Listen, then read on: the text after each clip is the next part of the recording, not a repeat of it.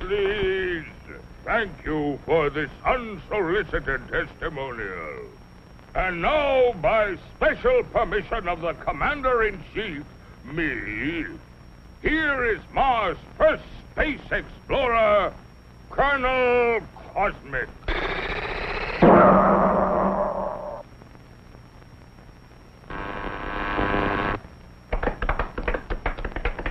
I can't tell you how happy I am to see your smiling faces once more.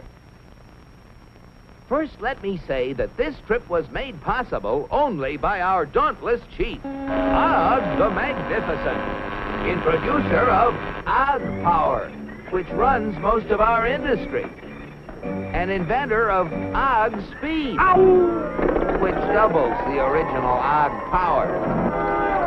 A short time ago, the master was having trouble with the state limousine. He had, of course, developed the explosive charge. But it was inclined to get a little out of hand, just slightly. And, of course, there was always the problem of friction. Parts rubbing together, heating up, and causing all sorts of trouble.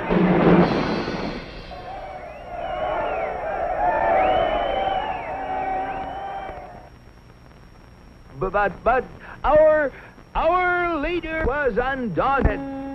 He immediately ordered our first expedition into space to bring back the secret of how other planets got their state limousines to run smoothly. The target was picked with painstaking scientific accuracy. Destination Earth. You all know with what eagerness I volunteered for the mission, and with what confidence I took off.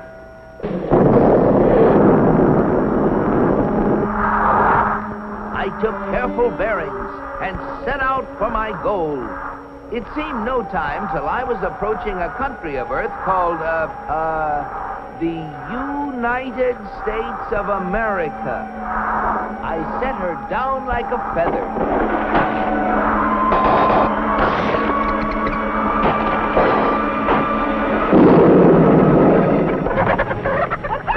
What's all the racket? Naturally, I protected government property by making the saucer invisible. They're after the chickens, Ma! And though the natives showed great interest in me, I decided to make myself invisible too. Seeing moving lights in the distance, I headed for them. What phenomenal luck! I had landed close to what seemed to be an endless procession of state limousines. They moved quickly, and yet with fantastic smoothness. I just had to get a closer look at one of those Earthmobiles.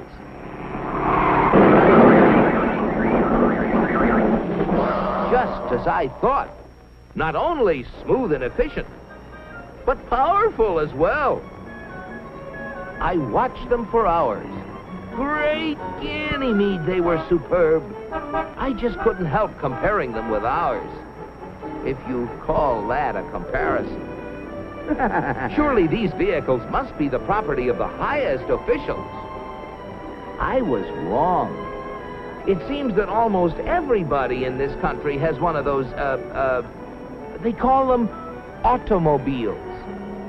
They use them for transportation, for business, for pleasure. They use them for all sorts of things.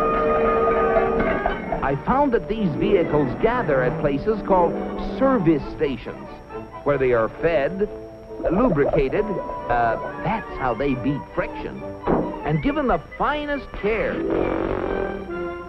The source of their nourishment was something called petroleum. A power source like that must be a highly prized state secret. I had to find out about it. Perhaps the secret lay within this government archives building.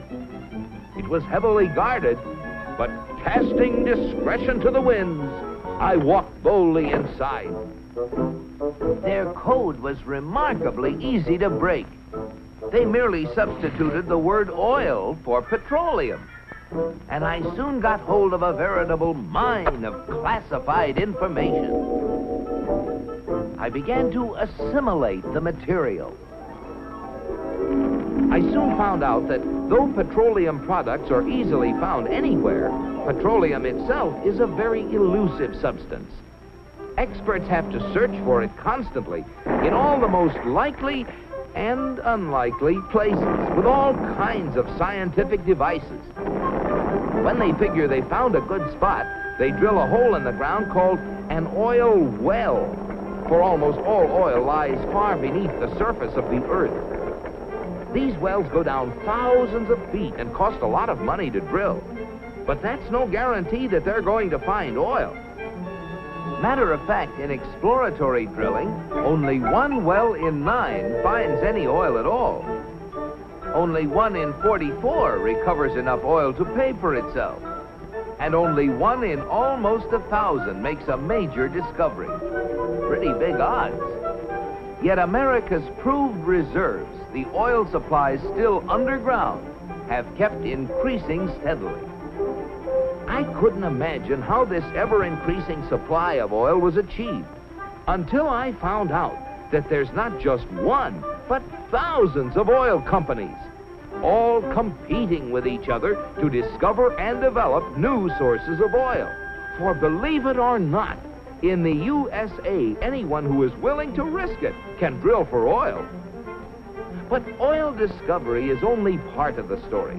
Once they get oil out of the ground, it has to be moved through pipelines, on ships, or in tank cars, to fantastic processing plants called refineries. Crude oil goes in, and great Jupiter, the things that come out. Gasoline, for example, the most efficient mobile power source on Earth. That was the stuff that powered all those cars and trucks. And asphalt, which makes smooth, durable roads. It seems that oil not only runs cars, it even gives them something to run on. Another oil product is the diesel fuel, which runs giant trains across the nation.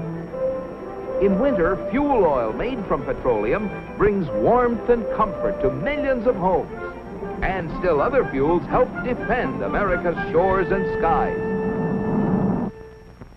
From refineries also come the lubricating oils and greases that keep the wheels turning in America. But that still isn't all. Crude oil, like everything else, is made up of billions of tiny molecules. And using the magic of research, oil companies compete with each other in taking the petroleum molecule apart and rearranging it into, well, you name it.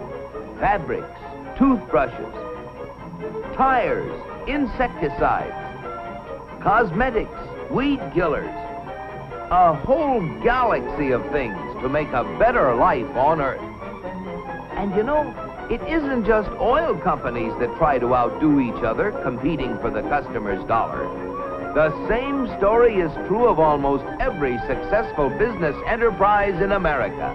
The result? A higher standard of living in the USA than in any other country on the whole planet.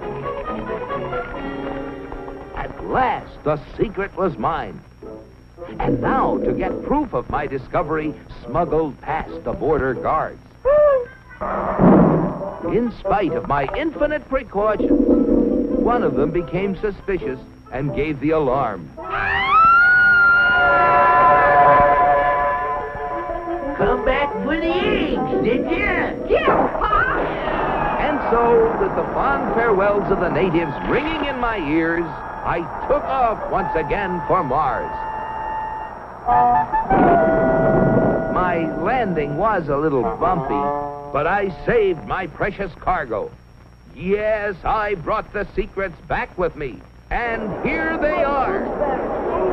The big secret is, of course, oil, which has brought a better life to all the people in the USA. But the key to making oil work for everybody is competition. Fellow Martians, I thank you. Very interesting, Colonel. Oil, huh? Sounds splendid.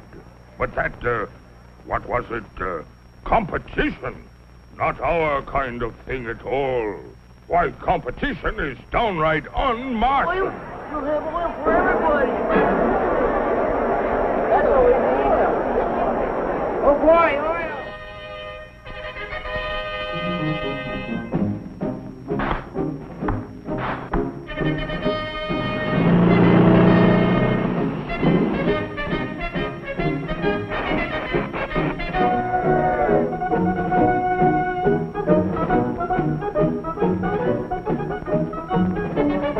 Look at them.